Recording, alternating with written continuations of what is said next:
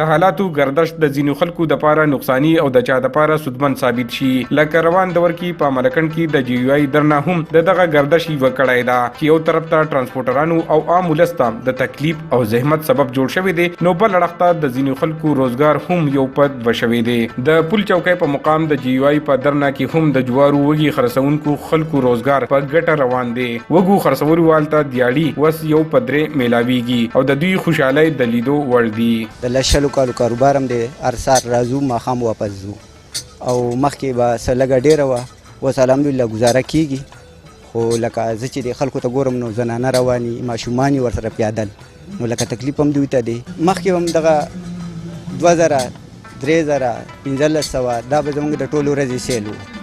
اوس پرون مونږ کړی دی 15000 روپۍ 800 روپۍ پکې مونږ له خدای را کړي دي، شکر دی دا ډېر شی دی.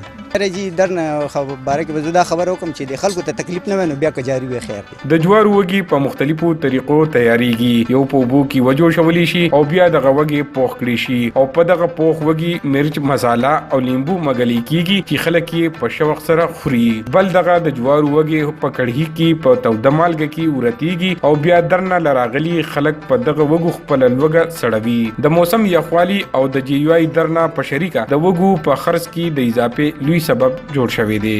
که یو اړخته د درنې له کبله ځایي خلکو او مسافرو ته مشکلات رامخته شوي دي، نو بل اړخته واړه کاروبار کوونکي خلک د خوشحالۍ سره مخ دي، ځکه چې د دې خلکو په روزګار باندې مثبت اثرات مرتب شوي دي. کیمرامین عباس خان سره عمران زریاب، خیبر نیوز، پل چوکۍ، مالکند.